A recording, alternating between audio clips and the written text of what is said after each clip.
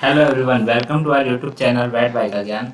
आज की वीडियो में हम नेक्स्ट बात करने जा रहे हैं मरकरी पॉइजनिंग की। ठीक है, ये मरकरी पॉइजनिंग आर्सेनिक पॉइजनिंग के बाद नेक्स्ट जो है टॉपिक हमारा, इसमें हैवी मेटल्स जो एग्जिस्ट करते हैं वो लिक्विड फॉर्म में रहते हैं आपको रूम टेम्परेचर पे। आपको सभी को पता ही है, लिक्विड जो मेटल है उसके अंदर ब्राइट सिल्वरी लस्टर होता है। ठीक है, ब्राइट सिल्वरी लस्टर होता है जो कि वोलेटाइल है even after room temperature.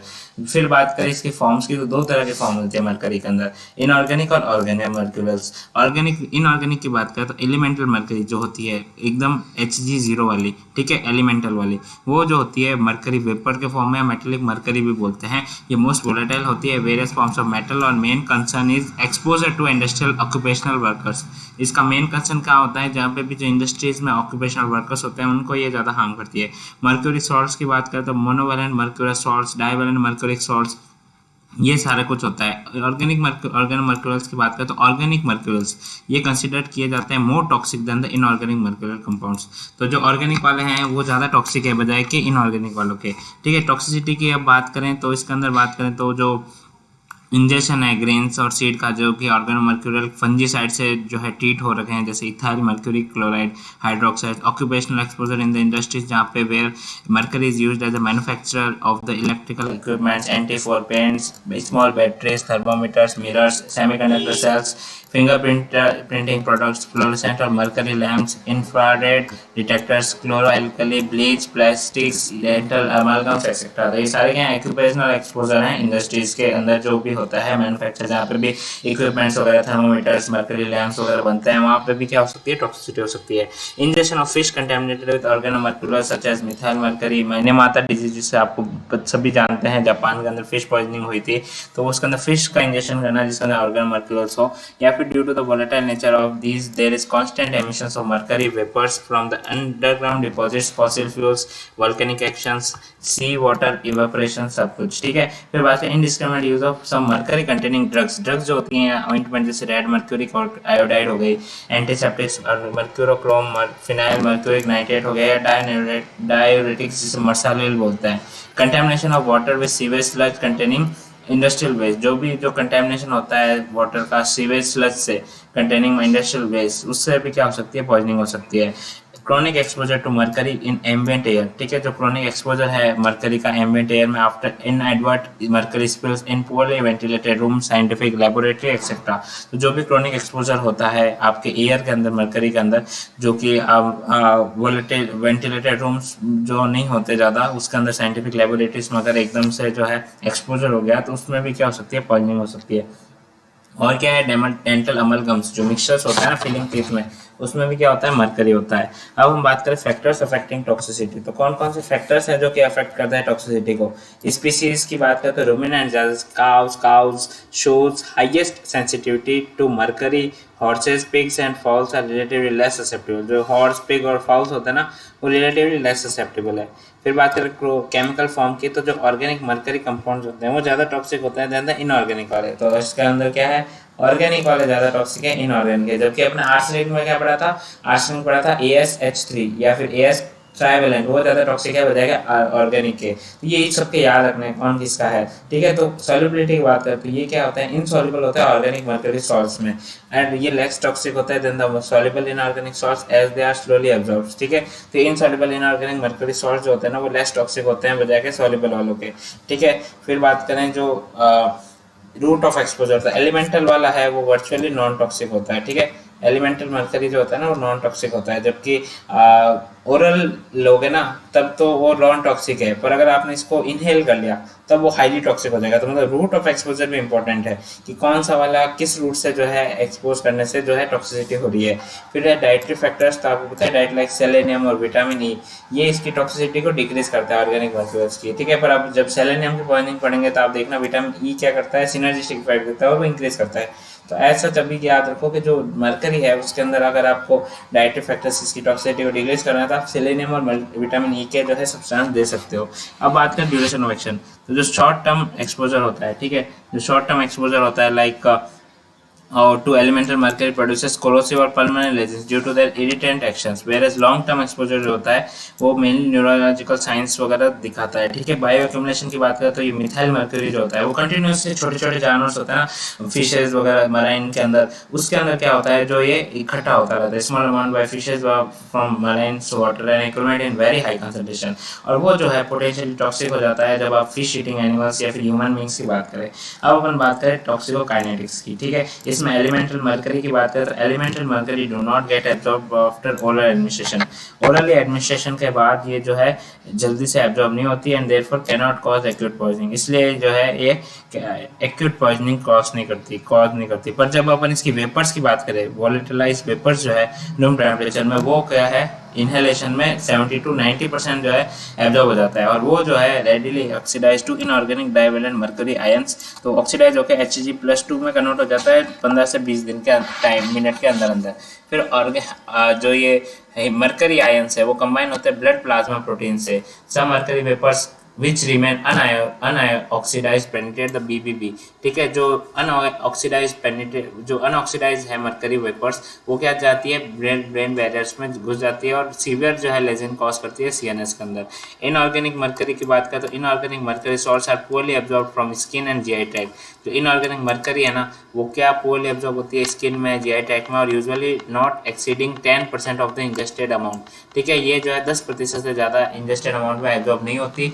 Organic mercury जो कि सबसे ज़्यादा टॉक्सिक है वो सारे रूट से जो है बहुत अच्छे से एब्जॉर्ब हो जाती है। इंटेस्टाइनल एब्जॉर्प्शन जो होता है ऑरल एडमिनिस्ट्रेशन में भी high as 90% of the dose in the some species. ठीक है, कितना 90% तक भी एब्जॉर्ब हो सकती है, और वहाँ पे जो है ये पूरी बॉडी में जो है डिस्ट्रीब्यूट होती है accumulating in the kidney, brain, liver, ठीक है, muscles, hair and skins. The BBB को भी क्रॉस करती है, प्लेसेंटा भी को भी क्रॉस करती है और पेनिट्रेट करती है RBC के अंदर। ठीक है, और न्यूरोलॉजिकल सिस्टम भी एट्रीब्यूट करती है, टेराटोजेनिक इफेक्ट भी देखने को मिलता है और high blood to plasma ratio भी देखने को मिलता है। मर्करी जो है एलिमिनेट होती है फिशेज और यूरिन से and negligible amount in milk and saliva.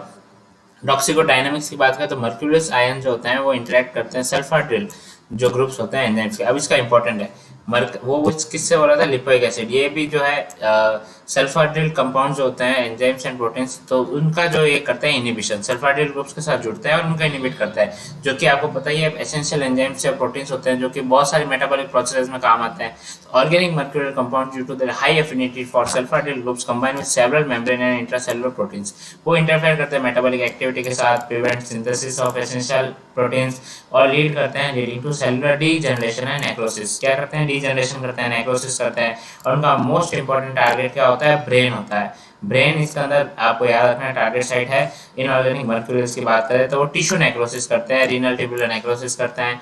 Soluble inorganic salts की बात करते हैं वो प्रेसिपिटेट होते हैं प्रोटीन्स में और प्रोड्यूस करते हैं स्ट्रॉन्ग कोरोसिव एक्शंस। ठीक है, on GI mucosa they intensively जो है डैमेज करते हैं मेम्ब्रेन एंड रीनल कैलिकुलाई। ठीक है, क्लिनिकल साइंस की बात करते हैं acute toxicity usually related to the inhibition of elemental mercury और इंजेक्शन ऑफ इनऑर्गेनिक मर्क्यूरी। ठीक है, तो एक्यूट टॉक्सिसिटी में आपको क्या होगा, जब आप इनहेलेशन करोगे एलिमेंटल मर्क्यूरी वगैरह का तो वहाँ पे आपको टॉक्सिसिटी होगी। तो exposure of organic mercury leads to the chronic toxicity, जिसमें ओकेजनली इसमें आपको एक्यूट देखने को मिलेगी। एलिमेंटल मर्क्यूरी की बात करें तो आपको शॉर्ट टर्म ही एक्सपोज होगा, वेपर है तो ऑफ कोर्स उसमें क्या होगा, वीकनेस, चिल्स, नोजिया, वोमिटिंग ये सब आएंगी। ठीक है, और जो भी डायरिया, डिस्पनिया, कफ ये सब होगा। एक्यूट एक्सपोजर के lead to the pulmonary sign which may progress to the interstitial pneumonitis with a severe compromise of respiratory functions। chronic exposure में जो है neurological signs like depressions, ठीक है, डिप्रेशन आएगा, irritability, excessive shyness, vasomotor disturbances such as excessive persistence, perspiration, uncontrolled flushing, salivation, gingivitis और tremors। Inorganic की अगर हुई तो आपको कोरोसिव जो है वहाँ पे म्यूकस मेम्ब्रेन पे इफेक्ट होगा, सीवियर कोरोजन्स, ठीक है, mouth, pharynx, intestine, produce intense pain, colic, vomiting, bloody diarrhoea. ठीक है, animal usually die with 2 to 4 days, 2 से 4 दिन में डाई हो जाता है। ऑर्गेनिक मर्क्यूरियल्स की बात करें तो science usually delay day two weeks after exposure. Early signs में आपको एरिथीमा देखने को मिल जाएगा स्किन के ऊपर, कंजक्टिवाइटिस, लैक्राइमेशन, स्टोमेटाइटिस।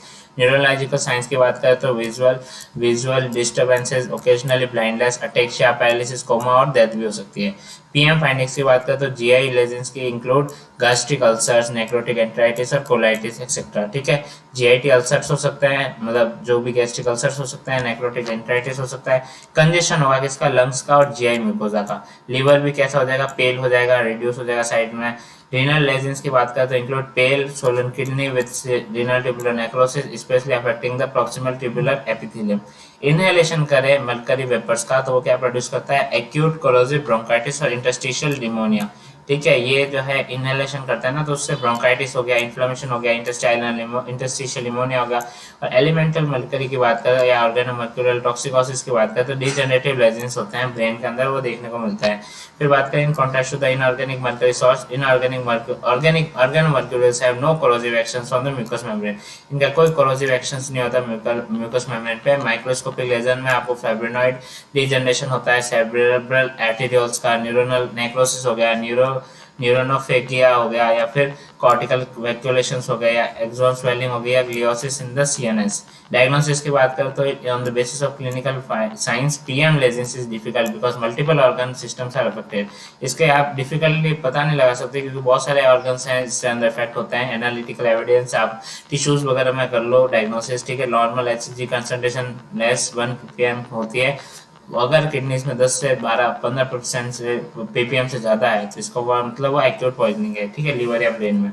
फिर बात करें ट्रीटमेंट का तो ट्रीटमेंट इसका वही है डाइमर कैप्रोल यानी बाल, जो कि इफेक्टिव है चिलेटर है मरकरी एज डोजेज है सेम एज द आर्सेनिक। ठीक है, इफेक्टिव इन ऑर्गेनिक पॉइजनिंग। ठीक है, कॉन्ट्राइंडिकेटेड इन द ऑर्गेनिक क्योंकि उसके अंदर small fraction of organic mercury जो होगा इन द प्लाज्मा, तो hence it is not readily available for excretion. ठीक है, तो administration of BAL leads to the release of haemoglobin mercury from the other tissues which leads to the increase the brain concentration. Dimer जो होगा वो also contraindicated with the pre-existing liver और kidney damage. ठीक है, ये pre-existing liver और kidney damage के अंदर जो है उसके अंदर भी contraindicate कर देगा। आप डी पेनिसिलामीन भी दे सकते हो, उसके अंदर लिपोइक एसिड दे रहे थे, इसमें डी पेनिसिलामीन भी दे सकते हैं जो कि सम मेटल्स लाइक मरकरी वगैरह के अंदर अच्छा चिलेटर की तरह काम करता है। ठीक है, 15 से 50 मिलीग्राम पर केजी डेली आपको ओरल रूट से देना है। आप मेजोडाइमो कैप्टोसक्सेनिक एसिड या फिर डाइमर कैप्टोप्रोपेन सल्फोनेट, ठीक है, ये भी दे सकते हैं। वाटर सॉल्युबल एनालॉग्स भी दे सकते हैं डाइमर कैप के जो कि लेस सॉल्युबल होते हैं और लेस टॉक्सिक होते हैं डाइमर कैप्टोल के बजाय। ठीक है, डीएमएसए वगैरह थ्राइस अ डे देना है। सोडियम थायोसल्फेट ऊपर भी दे रहे थे, इधर भी दे रहे हैं। ठीक है, ये भी क्या कर सकते हैं, अच्छा काम आता है। सपोर्टिव थेरेपी में आप गैस्ट्रिक लेवाल दोगे, सोडियम फॉर्मेल्डिहाइड सल्फॉक्सालेट दोगे, एग वाइट एक्टिवेटेड चारकोल भी दे सकते हैं। सेलाइन कैथेराइटिक या sorbitol promote the clearing of mercury from the intestinal tract. Fluid therapy भी दे सकते हैं। सेलोइलियम या विटामिन ई के सप्लीमेंटेशन भी दे सकते हैं। सीजर है इफ प्रेजेंट तो आप control with CNS depressants like diazepam, barbiturates, इनसे आप कंट्रोल कर सकते हैं। तो ये हमारी थी मरकरी पॉइजनिंग। तो हम इसको जल्दी से जो है ब्रीफ कर देते हैं कि हमने क्या क्या देखा था इसके अंदर। तो मरकरी के अंदर हमने देखा था कि ये जो है हैवी मेटल है। ठीक है, ब्राइट लश्चर था और एलिमेंटल में जो है ये अगर आप रूट की बात करें तो ओरली देने से कुछ हो नहीं रहा था। अगर इसको वेपर फॉर्म में दे तो बहुत टॉक्सिसिटी कर रहा था। फिर हमने सोर्सेस पढ़े टॉक्सिसिटी के। ठीक है, फिर हमने जो है फैक्टर्स अफेक्टिंग टॉक्सिसिटी पढ़ी, इसकी फिर टॉक्सिकोकाइनेटिक्स देखी। फिर जो है इसके अंदर हमने डायनेमिक्स देखी कि ये वही सल्फाइडियल ग्रुप्स को जो ये क्या कर रहा था, इनिबिट कर रहा था मेटाबॉलिक प्रोसेस के अंदर, जो कि बहुत हेल्पफुल रहता है। क्लिनिकल साइंस देखे। ठीक है, फिर हमने जो है पीएम लेजेंस देखे, डायग्नोसिस कैसे होता है वो देखा, और जो है ट्रीटमेंट देखा, बाल, पेनिसिलामीन, मीजो डाइमर कैप्टोसक्सिनिक एसिड और सोडियम डाइसल्फेट और सपोर्टिव थेरेपी। ये थी हमारी मरकरी पॉइजनिंग। ठीक है, नेक्स्ट वीडियो में हम लेड पॉइजनिंग और आगे की पॉइजनिंग्स भी कंटिन्यू करेंगे। Thank you so much for watching this video. Please like, comment and subscribe this channel. Thank you so much.